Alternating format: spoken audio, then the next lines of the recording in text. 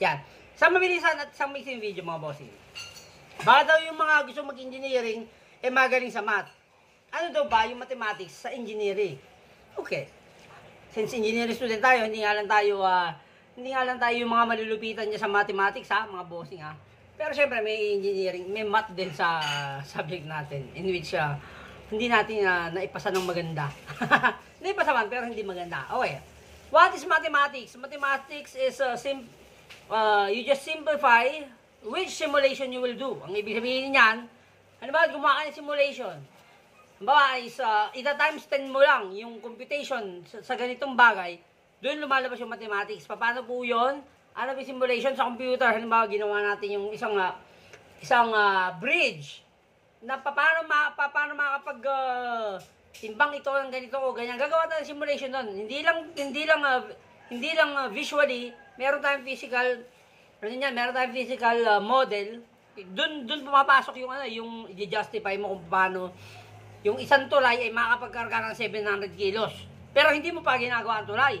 Pero actually, pag ginawa mo sa simulation yan, ita-times mo lang kung ilang, halimbawa, ang ginawa nating model ng timbang, doon sa sinabing tulay, at kung ano ang structure ng tulay, ita-times yun lang yun within. Doon sa mathematics consumption, nung sinabi nating simulation. Ano yung consumption? Ano yung simulation? Pwede nyo i-google.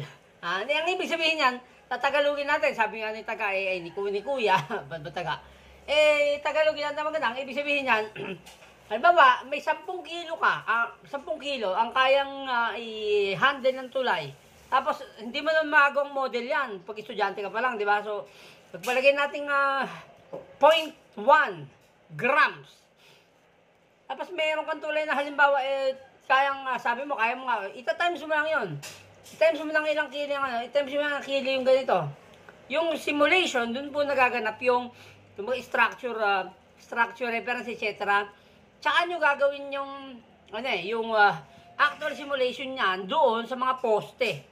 Napakahabang paliwanag. Pero sabi nga sa inyo, kung ba't may mathematics, that will differentiate all of those explanation that is needed within your,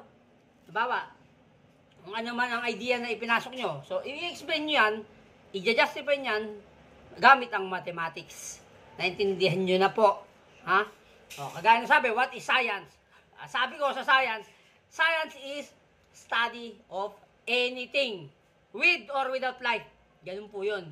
Ha? Pag kumontra ka dyan, ewan ko na lang sa'yo. Anyway, mathematics is simulated and will classify anything you will do within the perimeter of mathematics. Ano yung perimeter of mathematics? Lahat po yan, regarding construction, lahat po yan may mathematics, mga kaibigan, mga bossing.